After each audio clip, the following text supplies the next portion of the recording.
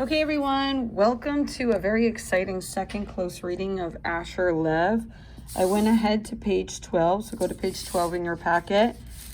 We're going to look at this one chunk all the way down, okay, underneath the word.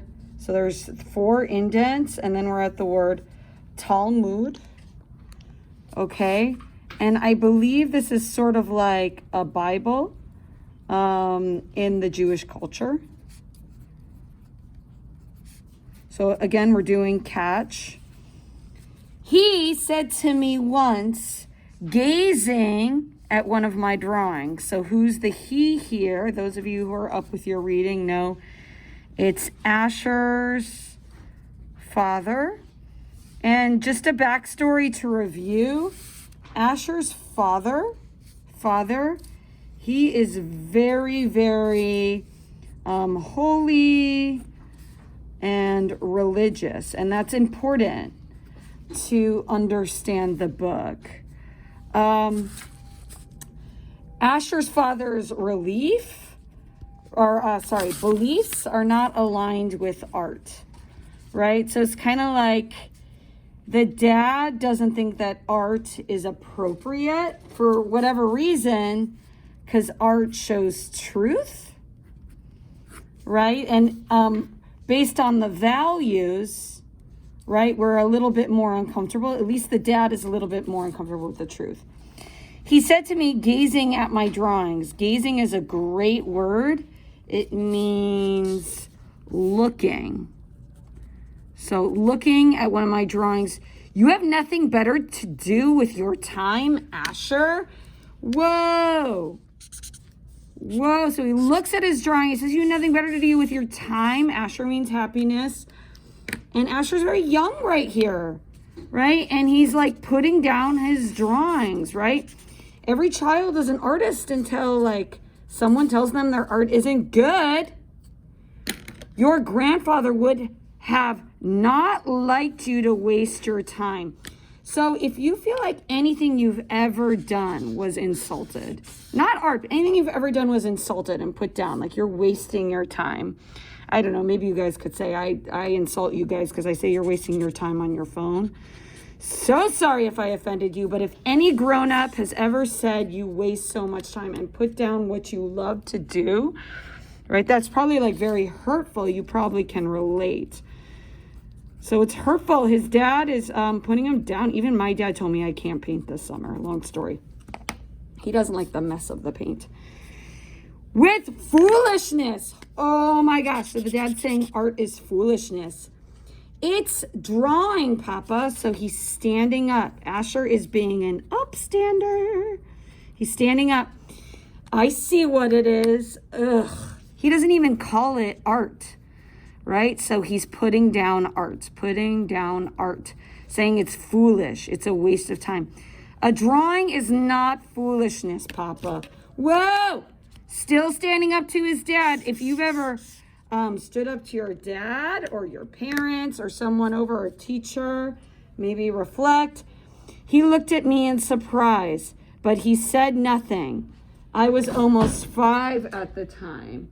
Okay, so he puts down his work, right? He puts him down. Pause, and maybe at the bottom you're going to write, I can relate because, and I want everyone to, at the bottom, describe how can they connect with this idea of someone disapproving of something that you do. I will take a moment and pause and walk around. You good? I have only vague memories. I'm jumping to here. I have only vague memories. So we all got this, yes? I only have vague, like maybe like blurry, subtle, loose, not clear. I can't really remember. I have only vague memories of the darkness and the fog. Oh, that has to be important, right? Because I feel like things are changing. His dad disapproved of his art. His mom likes his art. Dad disapproved. of the fog that week. It was January. I had just turned 6. Whoa, wait. I'm just going to box that. That's not part of Catch, but I do a lot of boxing. So he's 6 years old. Hold your pen and pencil. More annotating. There was a phone call. Ooh. So I'm going to like write a question. Like, what is the phone call? My father rushed from the apartment and returned a while later, the blood driven from his face. Well, what does that even mean? Right? Like he's very white. Blood driven from his face. He is white. Meaning, right, there's like no like movement in his face. He's scared. So maybe I want to ask a question. Is he scared? Right? And then maybe you could keep talking to the text. What is he scared of? Now you can cut your Post-its and you can put questions in the margin. You really want to raise your grade, do extra little Post-its with questions. The apartment filled with relatives and friends. Whoa, why? Why? So the apartment's filled. Did someone die? Who died? Did his mom die? Oh no! My mother continued screaming. Okay, so his mom's. Now, I've heard a grown-up scream in my life. May not have been your mom, so I'm going to write, guy, relate. Only highlight in green if you can relate. People moved about aimlessly, their faces filled with horror and shock. So the word aimlessly means like you have no direction. Right? So everyone's shocked. Everyone's surprised. Right? Horror, they're scared. What are they scared of? I was in my room peering out the door, which I had opened with a tiny crack, right? So he's looking for light. He's looking for answers. I washed the faces of the people and listened to my mother scream. So if you've ever heard a noise that has scared you, right? When you were asleep at night, when you were a little kid, like you can still relate. A cold, uncontrollable trembling took possession of me. So the word trembling means he is shaking, and possession means like it's holding him, like he's possessed by fear, right? So I'm starting to get the gist. I'm starting to capture the main idea. So on a Post-it, if this were my book, I would write, Asher is scared, but of what? A cold, uncontrollable trembling. So he's shaking. Trembling means shaking. Something had happened to my mother. Okay, that's important. Whoa. So if something has ever happened to someone that you love, put a box. Maybe not your mom. I could not endure the screams. Like, so endure means take it. So scream after scream after scream. So if you've ever been scared, again and again and again, repeat it. You could highlight that. They cut. Ooh, look at this simile. Like the sliver of glass, right? So maybe you could write down, I could relate. I can relate because once I was scared, I'm going to come around, make sure you're writing this, because once I too was scared of, or once I heard a terrible sound that, so write how you can relate down at the bottom, had once opened my hand like the curb of a sidewalk. A sliver, I guess, that had opened my hand. Right? If his hand is figuratively cut, he can't do art. Like his dad who said he can't do art. Like a curb of the sidewalk that once gashed my knee. Okay, gashed is like a poetic word for wound.